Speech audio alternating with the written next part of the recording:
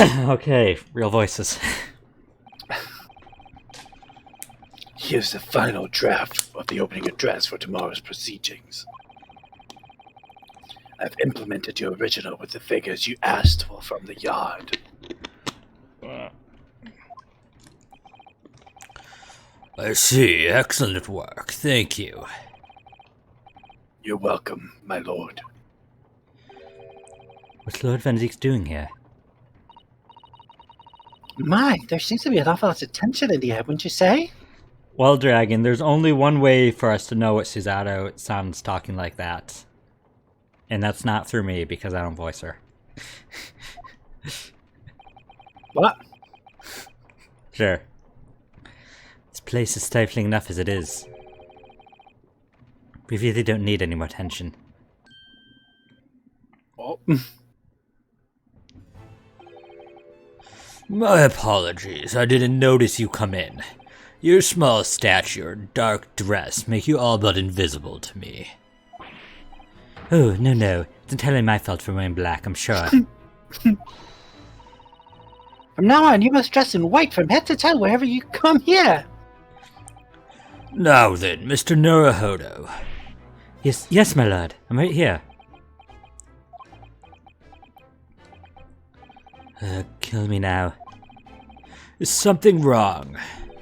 Perhaps it's a little too hot in here for you. Oh. Oh no, not at all. I mean, I've never experienced a room at such a perfect temperature. Oh.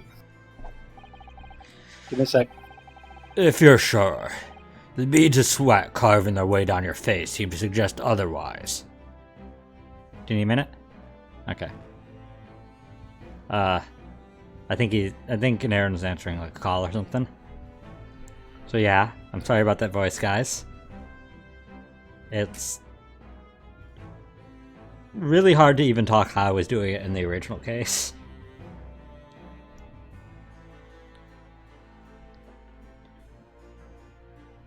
Thankfully, we don't have to worry about it anymore. Okay, you're back. Look back. Because the dagger is just staring at me with, mainly. Oh, did you see the other line? Because I read it. But the beads of sweat carving the way to your face. Mm-hmm. Yeah. As you're no doubt aware, my International Forensic Science Symposium begins tomorrow. In fact, your father arrived in London earlier, I hear, madam. Oh, yes, that's right, my lord. It's extremely honored to have been invited. I don't off the top of my head, though, know what Scruff McGruff sounds like, Dragon. I'd have to hear his voice again. I'll leave the remaining preparations for the meeting room in your capable hands there, then, Lord Van Zeeks. I will attend at once. Oh my god, my throat, though.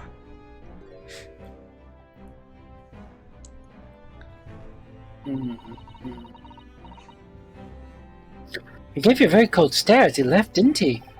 I know, but I haven't done anything, have I?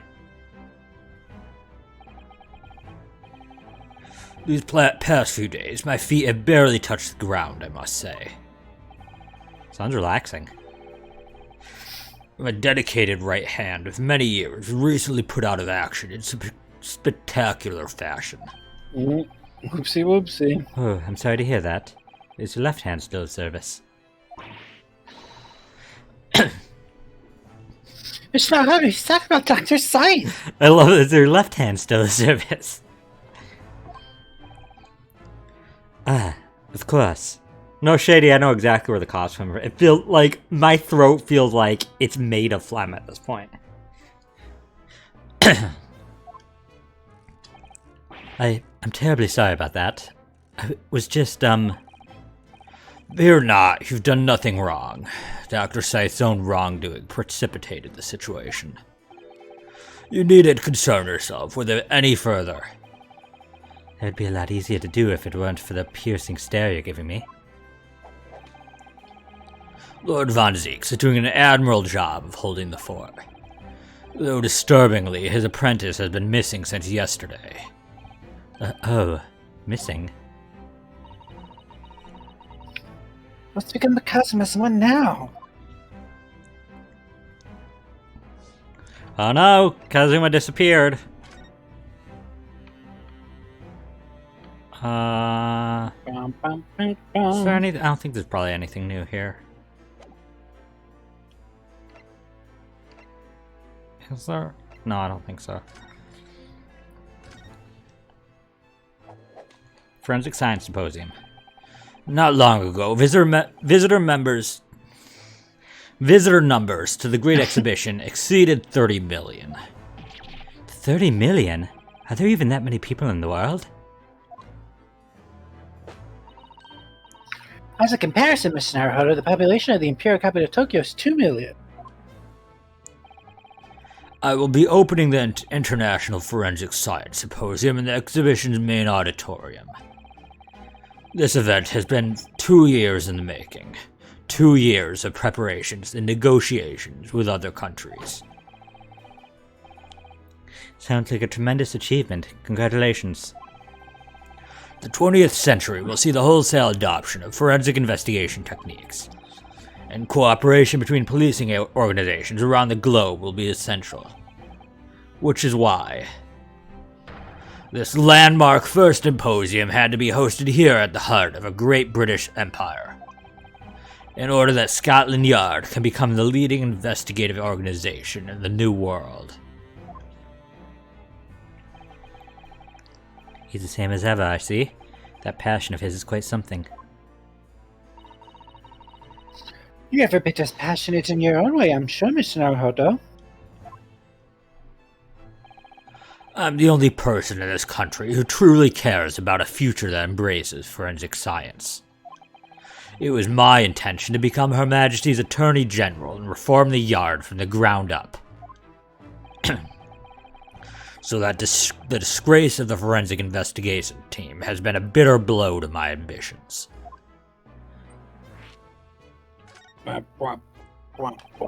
I first established the forensic investigation team a year ago, experimentally to start with.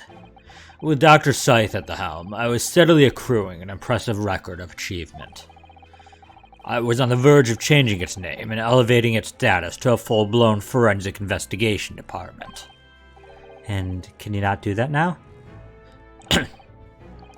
Obviously, nobody wants to hear anything about it at the moment. Even I can't keep this story out of the papers. 6 million Londoners will be cursing forensic science now. This incident will set back our country's advancement in the field by a good 10 years, I'd say. Unintended repercussions of our trial? Look what you did, Ryunosuke! Ryunosuke's always making things worse for everybody.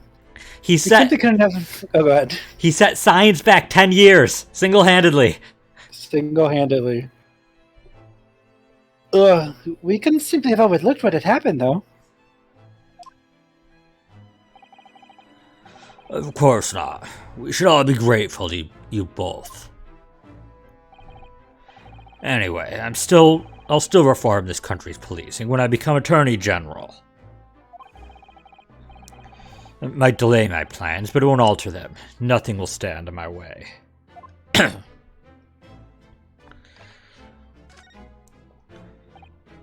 About Lord Van Zeek's apprentice. Dragon said he sort of sounded grateful. Ah, yes, that came as a surprise to me, I must say. That you and he are old friends. How did he become an apprentice to Lord Van Zeek's in the first place?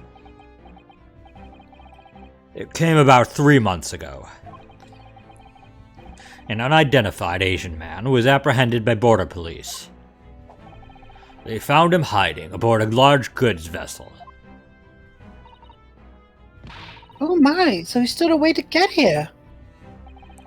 He had no papers to identify him, no passports, and he was suffering from amnesia too. Other than the fact that he was clearly of Eastern descent, there were no clues as to who he was. So I decided to assign him to Lord Van Zeek's. That way I could keep an eye on him. But then why the mask? I didn't want to burden Lord Van Zeek's with tiresome explanations about why he had an Eastern apprentice. Because it would be so much easier to explain why he was wearing a mask? He's proving to be of great help to Lord Von Zeeks. I have high hopes for his future. By the way, do you know where he's gone? No idea, but I believe he's left London for the time being. Oh.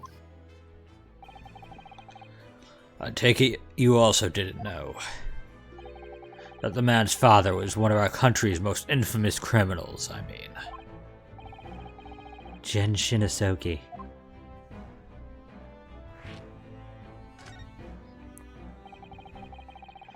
What we learned from the trial 8 days ago was a huge shock, finding out my friend's father was...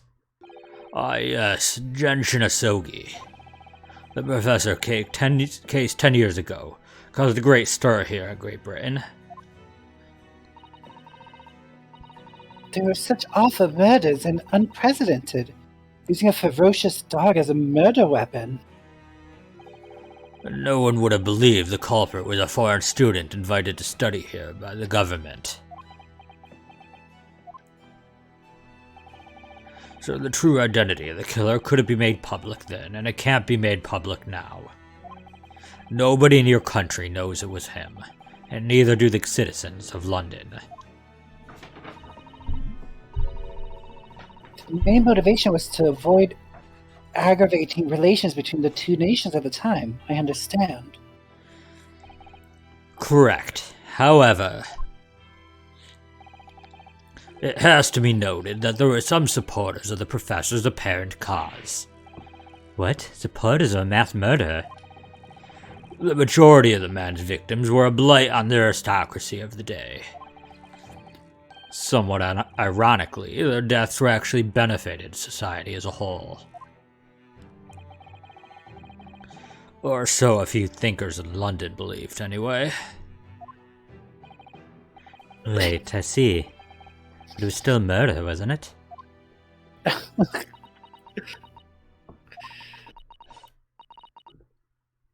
It seems very familiar, doesn't it?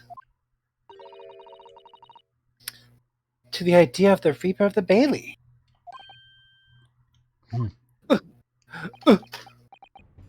Nani? Okay. Here we go. Yeah. Show Where? us the suite. Show him so sweet. No. Too late! Well, I just don't want it to like railroad us to not be able to even go to the other room. We won't get railroaded. 1st November, Sholmes is sweet. Oh yeah, this is you. Is it somebody I've voiced before? Nobody you voiced before. What's my direction? To the monkey. Italian. Italian. Wait. What was that? I'm a little Italian baby. The man was screaming in the most unflattering way. Do you think... Could it have been Mr. Sholmes? Oh my, I do hope not. Wait, I don't do it anymore. Mon ami. Stop this disgraceful display, huh? Why is one Italian, the other French? Why not? Yes. Who are these people? Look at their hair, it's bright red. I think they must be clients of Mr. Sholmes. Right, you two. You're coming with me now, down to the clink. No, not in the prison. It's so dark and damp. I don't like it. God, you do a better Italian accent than me. Oh, thank you. Buff. The darkness, it is my friend. I am not scared. Listen, I've been training under Mario's new voice actor. Hello, darkness, my little friend. Away! But you're always scared of the dark. Shut your mouth, you idiot.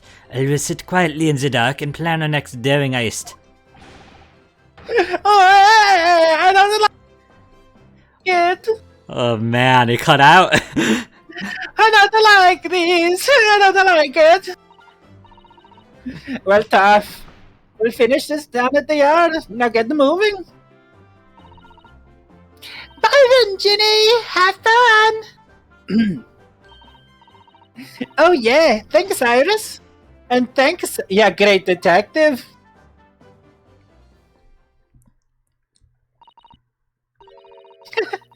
Gina makes a fine detective herself, doesn't she?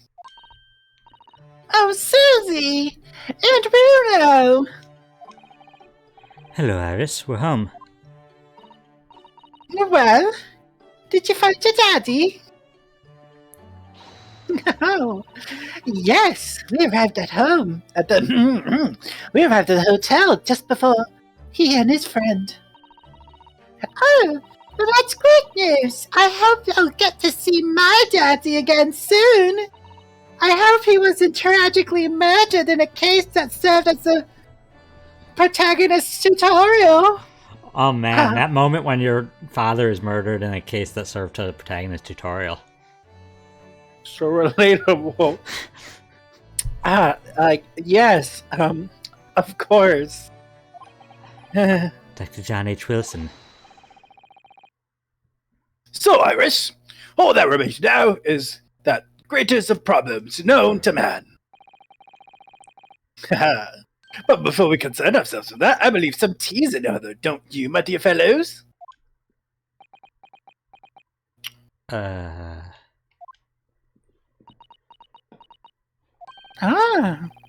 Is something wrong, Mr. Naruto? Do I have a crumb or such like on my face? Not so much on your face. Is on your head, I'd say. Dragon said Sherlock McDonald. Sherlock Wendy, am I right? Roast me, Wendy. Come on, then, everyone. I've brewed a lovely special blend. Time for tea. Whatever is going on here today? In that case, let us sit and drink now. For I am, in fact, expecting a guest later today. He also went out of his way to dye his eyebrows. That's commitment. Did he? The mask Kazuma wore when he was assigned to Lord Van Zeke's apprentice. When he cast aside after trial the other day, I just sort of picked it up. I'd have given it back to him, I suppose. But he has his memory back now, doesn't he? And I can't help feeling he might turn around to tell me coldly to wear it myself. But isn't he your best friend? You're not even gonna acknowledge? Yeah! What? Yeah! Why would your friend tell you coldly to just put it... Like, that feels very, like, dejected. Like, just put it on yourself. Get out of my face, you idiot. It's like, there goes my best friend. I love you, Kazuma. Shut up, nerd. Baka! He punches him in the back so he falls down. It's like, Kazuma. Shut up, sussy Baka. Oh, no. Kazuma, no! It's Blackbird's Irish goes down the latest ideas, isn't it? Let's see. Oh, she seems to have drawn a lot of little stick figures all lined up. Look. Cheap apples at the market is what all of them say. What? The little figures can speak. Oh, we've seen this one. You didn't. You didn't read the latest article of Rand's magazine. It's so obscure when it's different and when it's not. And I don't think there's anything else around here.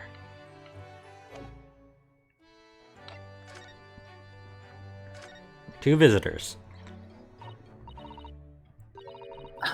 Mr. Sholmes? Who were the two gentlemen that were here before?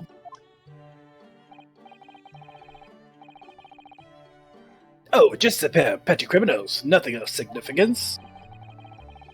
Of course, they have to make a living somehow. And when the mood takes me, I'm willing to turn a blind eye to all sorts of infractions.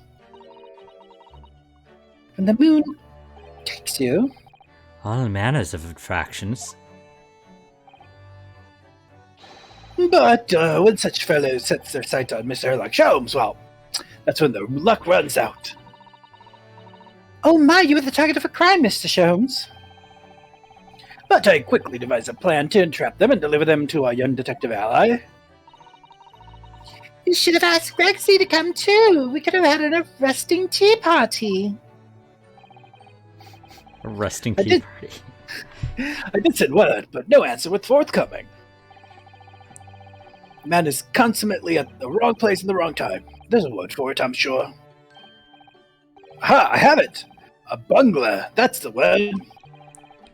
It's a good job he's not here to hear you say that. Kinda bug and kinda snack. So those redheads had been up to no good. Tried to catch them in your trap. I wonder what the men did. There's a bug snack called Bungler, and it's a burger. What was that about the greatest of problems known to man that you mentioned before?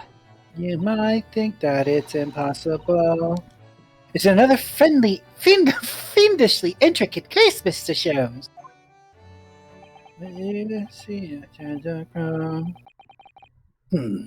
How should I best explain it? Are you aware of the theory of evolution, perchance? You cut out, but I think we got the gist. Are you aware of the theory of evolution by natural selection, perchance? Well, I think I've heard talk of it somewhere.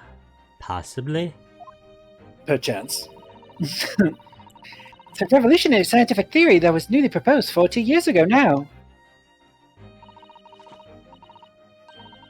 According to its author, Mr. Darwin, we humans were once apes who lived in the treetops. Wait, what? We were apes? I don't remember swinging on treetops. I mean, Indeed. Sholmes has already admitted, though, he doesn't have good memory, so he'd pretty like, oh, probably. From the very moment those apes descended from the canopy to live as humans, it's been our lot to be at the mercy of the greatest problem known to man. Dragon said he'll accept if he was an ape. He'll accept he was an ape if he had a nice tie. I prefer just a t-shirt and a baseball cap, nothing else. It's up high on the hill. It comes for you. If you know the best you can try and do. I I always feel like or not chunky, like wearing a fez, but nothing below the waist. nothing below the waist. But a fez. But a fez. I every time I hear that song, I feel like the guy's like just does not have enough lung capacity, so he's like exasperating every syllable with the last of his breath. And together, if you want to get, it will take. No, Dragon. I already streamed like half of DK64 before. It's not a good stream game. Especially if you don't stream a lot of hours. Like, it's fairly long. A lot? What is this great problem, Mr. Sholmes? Why, it's not obvious, my dear madam. The problem of rent. 525,000. No! You can get DMCA'd!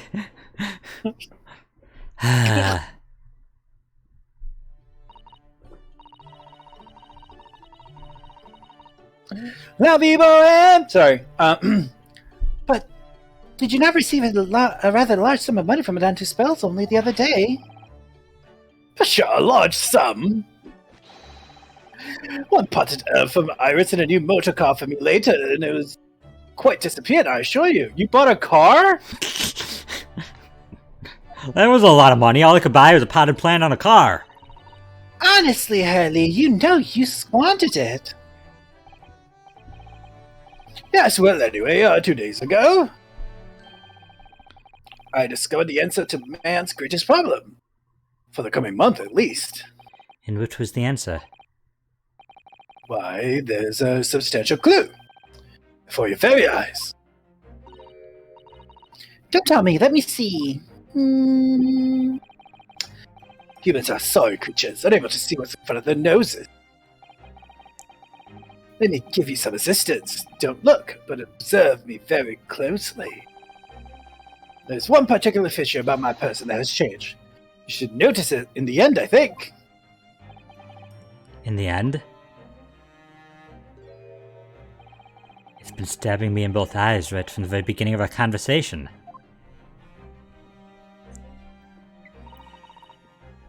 I think we might need another clue before we uncover the full answer, Mr. Hardo. Thanks for the hint. I'll be tearing my hair out if this charade goes on much longer. Oh wait, there was a pun in what she said?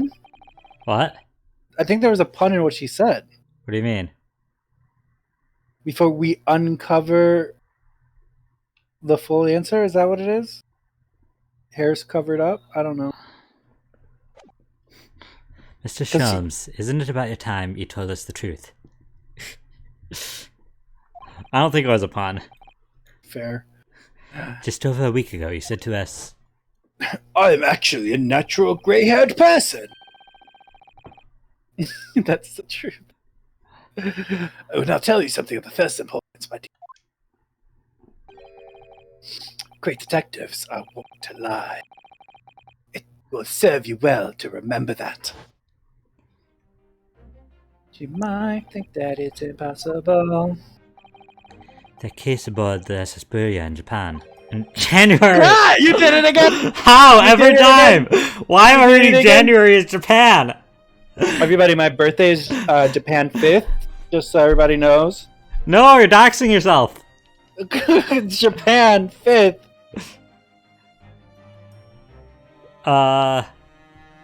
We saw the Hooded Man. That's how case 3 ended. Oh, you mean Kazuma. Yeah, we know who Kazuma is. Kazuma wasn't killed, you know that he wasn't dead at the time. So what was really going on?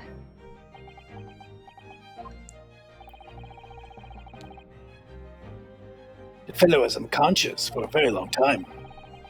If he hadn't regained consciousness when he did, his life would have been in mortal peril.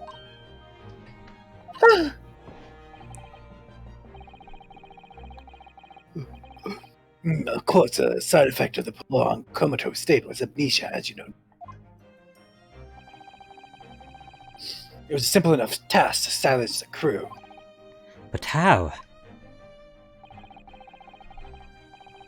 After they carried him out of the cabin, I assembled the area.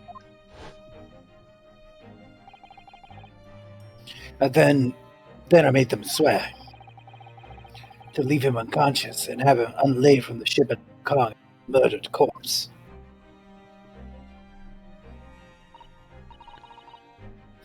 Oh, how horrible! It was necessary to find some material with which to persuade the crewmen to keep the blood, of course. But why? Why do it in the first place? Are we now going to talk about Pavlova?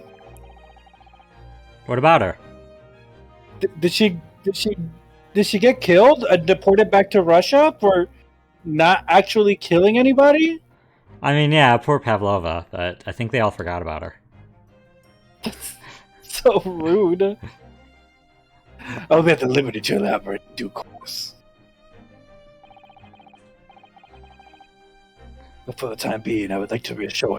I'll be honest, I forgot about Pavlova at that point. Oh my gosh! And What? I feel really bad for her now because I already felt bad for her when I thought it was just an accidental killing. Yeah, like she's living her entire life thinking she murdered a person. By pushing them over her cat. Yeah, Every time she feeds her best friend or cat, she's gonna think of that. yeah, and literally they could just be like, "Hey, girl, you're not dead," but they're not going to do that. And Russia's too far. Can't reach. I didn't foresee the subsequent events. What events? His disappearance in Hong Kong. Oh!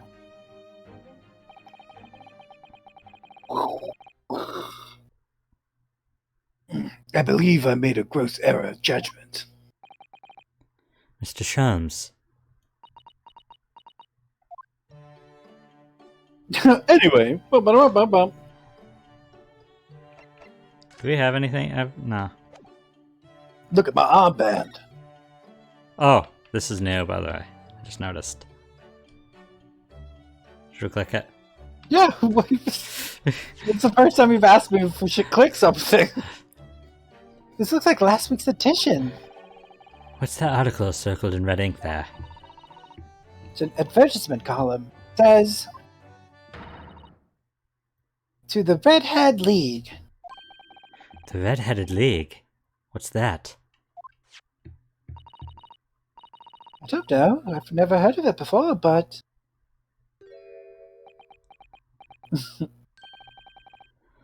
Something on my face. Clearly this has something to do with that lively hair. Yeah. Okay. How what? Present him the article. It looks as though someone circled an advertisement in this paper, Mr. Sholmes.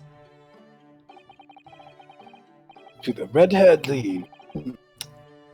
Does that strike you in some way? I was thinking that just maybe it might be related to your bright red hair.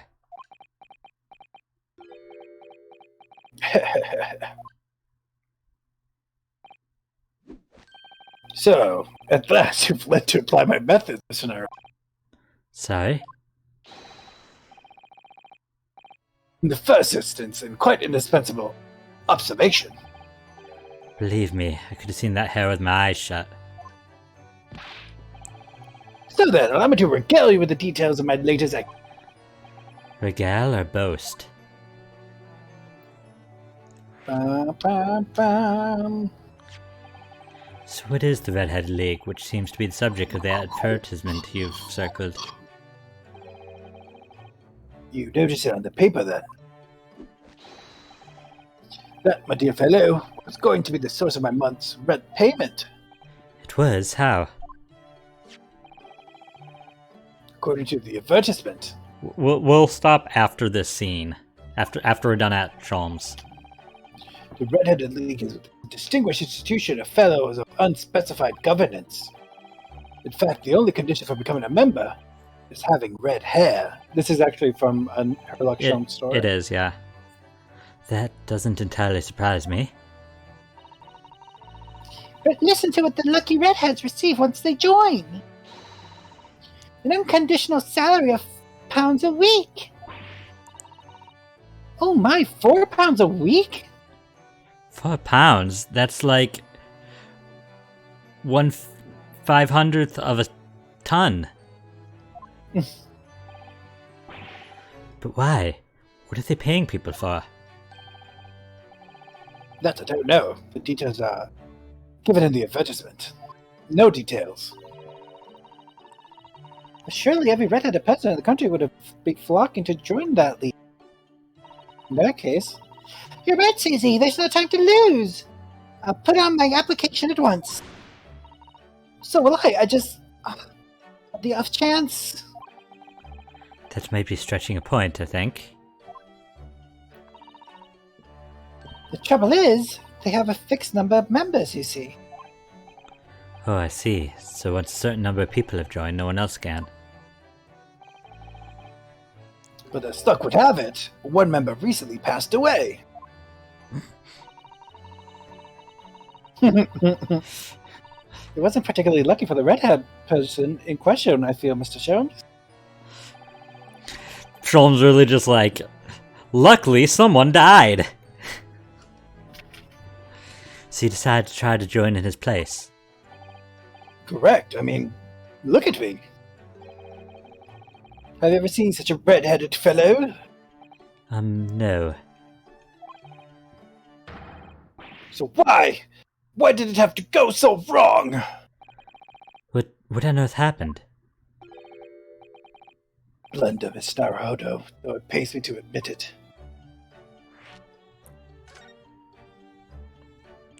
You bunga blunder. What did you actually do to your hair, Mr. Sholmes? I'm glad you asked, Mrs. Zato. You see, on top of my hair is neither dyed nor a hairpiece. See, he didn't die. His hair is naturally red. I changed the color of my hair overnight. By the wonders of chemistry. Chemistry? I was conducting some research into a method of rejuvenating spent tea leaves. In the course of my work, I stumbled upon a potion that, when taken, turns one hair flame like red. So that he didn't dye his eyebrows. Everything just on all the hair on his body just turned red. Hmm? Would you like to try it? It would make every hair on your body perfectly crimson. I think I'll pass. I'd do it. That'd be fun. Well, Mr. Jones, it's quite safe to drink. Surely it's bad for you, isn't it? It's tea leaves. Amateurs are always hampered by such fear. Is it tea leaves? Yeah. Of rejuvenating spent teas. A potion that... He never says tea leaves. Of rejuvenating spent tea leaves. What are you reading?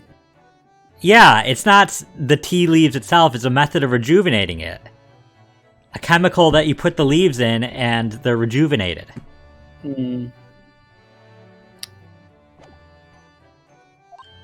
Press X to doubt. It literally says a potion. Oh, I should have never doubted you, Mr. Jones. You mean to say... But of course. At 4 pounds a week, one must be prepared to turn a blind eye to a little danger. That degree of red signals more than just a little danger, surely.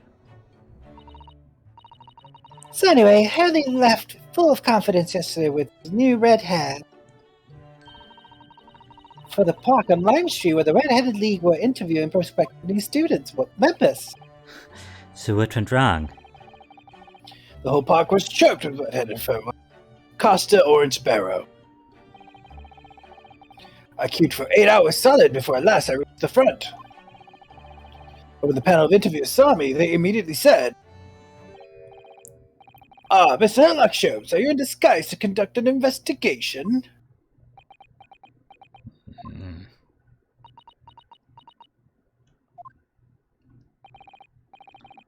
So naturally I had no choice but to reply. "Shh, don't give me away." After which I could do little else but turn and leave.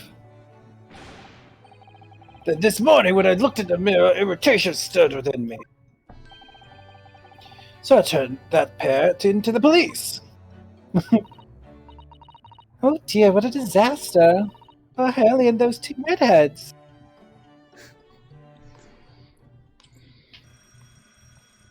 Ding-a-ling-a-ling. Ding-a-ling-a-ling-a-ling. Aha! Here's my guest now, my latest client, with money to spend. Oh, I do hope it's an exciting case, Hurley. Remember, Iris, we are at present gripped by the greatest problem known to man. I must be willing to accept any case, no matter how unstimulating, save locating a runaway, of course. Don't spare anyone's feelings, will you? Oh dear, I'm afraid Hurley can lack a little tact, especially just before the rent is due. Thwack! Mr. Sholmes! Oh, Mr. Sholmes, please! Please! Yep, she's back. Please find my husband! He's run away! Bet you weren't expecting that. It was not. To upset me. I beg your pardon? Never mind a personal matter. My apologies. What exactly are you trying to say, Mr. Narrow? I didn't say a word. Come, my dear madam, be seated.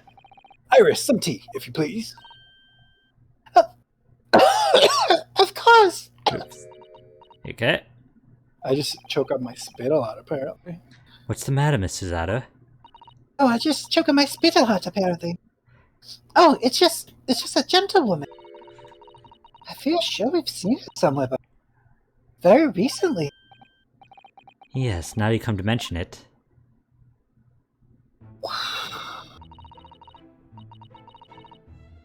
As I explained earlier, my name is Evie Vigil. I implore you to take the case. Money is no object. Simply name your figure. Oh yeah, name. Because she's vigilant? Vigilant? Vigil? Vigil, is that like, I don't know, something like vigilant or looking at a corpse? I don't know. Evening vigil. What does that mean? When you watch every night. When you watch something every night? Yeah, when you watch, like you watch, like like if you're a guard as he's a vigil, like just watching for something every night. Watching for something every night makes you a vigil. And she's do you need to look up? I didn't think I'd have to define vigil for you. No, it's fine. I'll look it up after the stream. Vigil, a period of keeping awake during time usually spent asleep, especially to watch or pray. To keep watch or pray. Yeah, so like a corpse.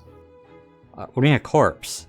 Like that, because we'd have that in my culture, in my country, in my culture, when a person dies, you stand vigil and you stay awake, just praying over the corpse for days. Okay, yeah, but vigil doesn't have to be over a corpse. It doesn't have to be. I didn't know that, so I knew what vigil was. I just assumed it was corpse statement.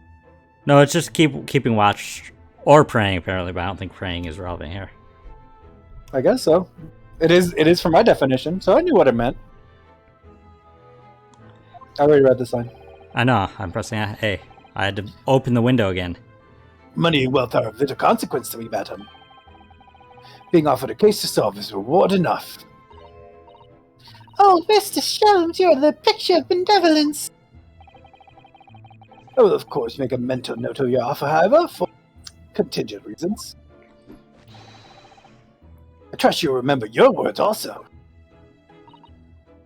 If I might inquire, sir, the gentleman and lady would be... Oh, me? What I'm about to tell you, I should like to communicate in the strictest confidence. You understand? These are my friends. I assure you, you may say before this pair anything which you may say to me. I see. I can vouch for the gentleman personally, after all. He's hard of hearing. Why did I ever get my hopes up?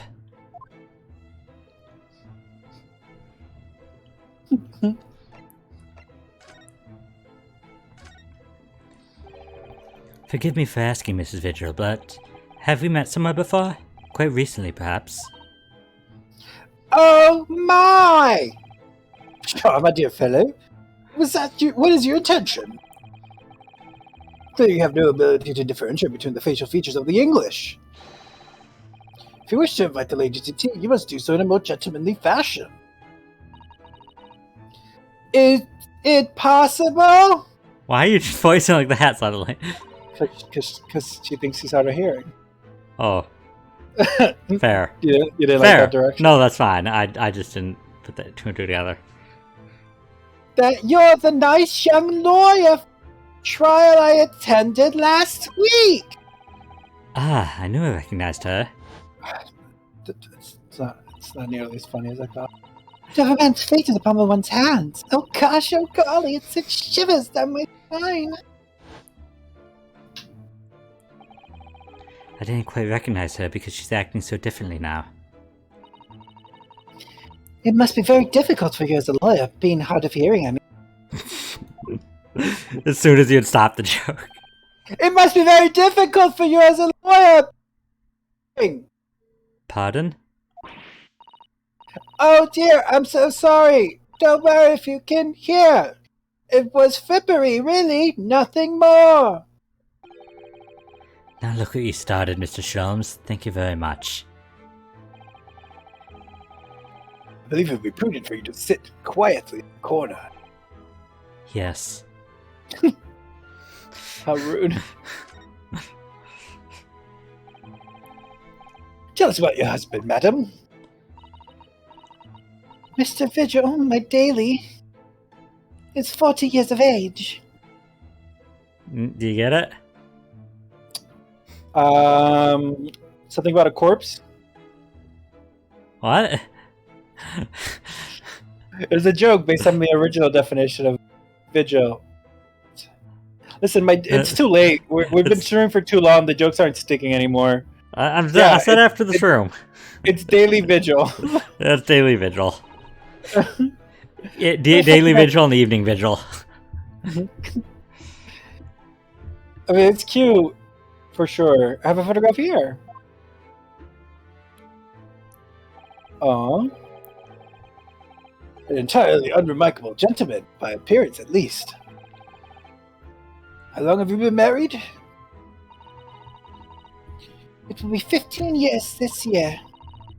We have a cordial relationship, and my husband's income is more than adequate, so we live quite comfortably. So it would appear. I need only look at you to know these things. Gosh! Your dress is the latest style, your hat clearly regularly groomed, and your eyes are animated. In short, you have no inkling as to why your husband had disappeared, correct? That's right. He's a kind man with a strong sense of loyalty, and he rather dotes on me. Which would point to the possibility that he has just become embroiled in some incident or other. Oh, that's exactly what I fear must have happened, Mr. Sholmes. I'm quite beside myself. My husband's employment is somewhat unusual, you see. What if he's incurred in some miscreant's ill will? What exactly is your husband's like work? He's a warder at the prison. A god? That is somewhat unusual.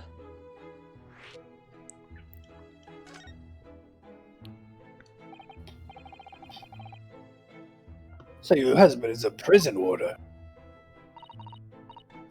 That's right, yes. Well, in actual fact, he's the chief warder. Indeed, I see. Well, chief prison warder certainly qualifies as something of a specialist occupation. Yes, it does indeed. My poor husband must prepare those dreadful punishments and see that they're carried out. Dreadful punishments? Does she mean capital punishments?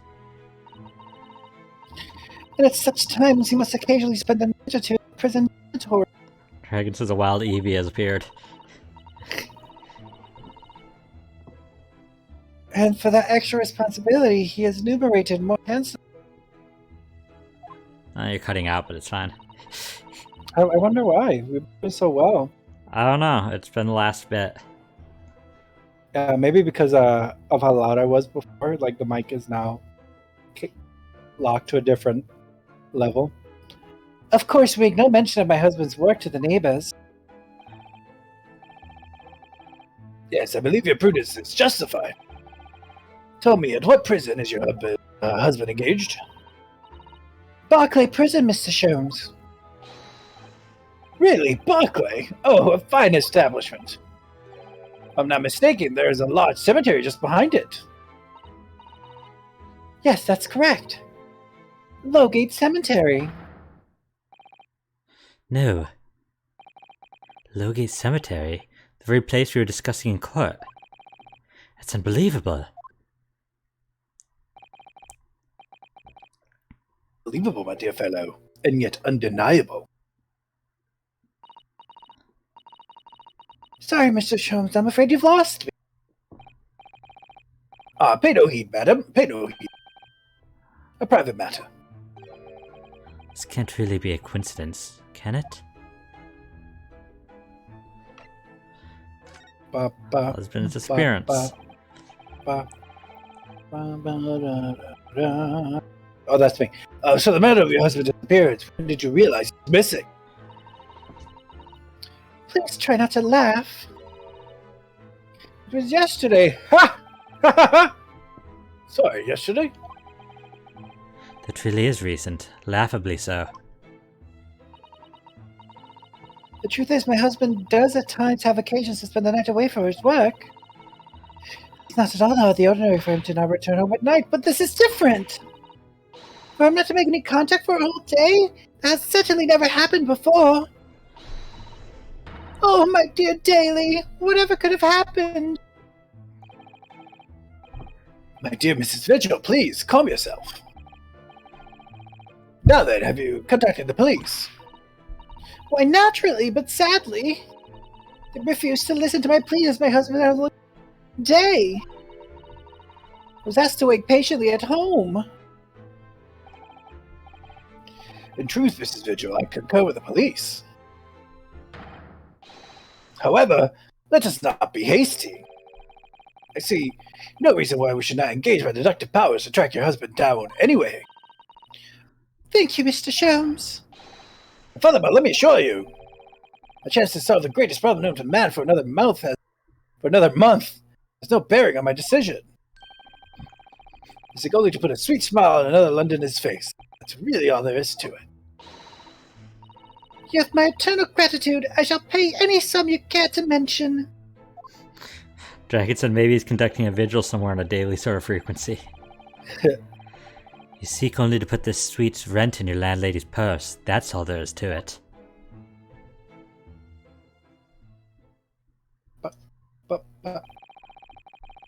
Thank you for everything you've shared with us, Miss Vigil. I believe I have all the information I need to begin my investigation. Oh, please report to me soon with good news, sir. Fear not, madam. In a day or two, I shall be contacting you with heartening report. I'm quite sure. So soon? Oh, how splendid, Mr. Sholmes.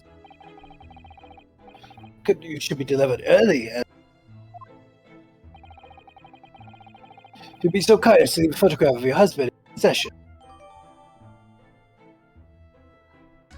Oom-ba-ba, oom-ba-ba, oom-ba-ba. Thank you. Now allow me to show you the door. I can't thank you enough, Mr. Sholmes. You've been simply marvelous.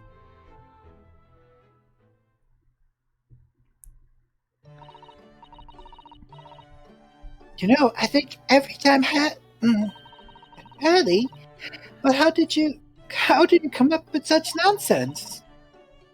Could you say a day or two, are you sure? I can't be sure, of course. But then I didn't swear on it. I merely gave the good woman some hope.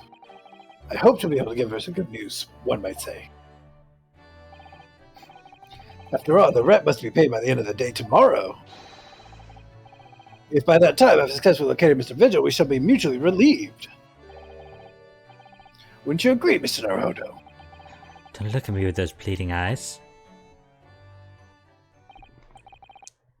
Well, my dear fellow, did you hear the details of the case? Yes, my hearing is surprisingly good, actually. Excellent. And what did you make of it? Well, I was surprised to learn where her husband worked. At Barclay Prison, I mean. Ah, so you noticed that. Of course, especially with the mention of Logate Cemetery. Logate Cemetery is at the rear of Barclay Prison, so it is renowned among us students at the university for being haunted by the ghosts of condemned convicts.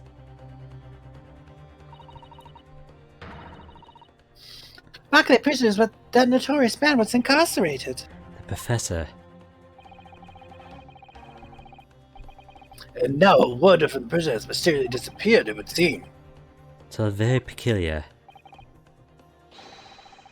Indeed, but nothing you can't handle, I'm certain, Mr. Sorry? Well, now on to the prison and see what you can glean. Would you? It's the prison governor you want. No doubt the man is equally worried. But aren't you going to go yourself? Surely you need to ask. I can't possibly be seen out with this hair.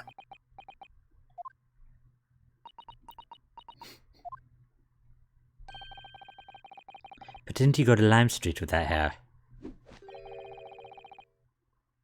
That was a quite different matter. So I leave it in your capable hands. Now, if you'll excuse me, I'm rather... Sure. Of course you are. And that's it.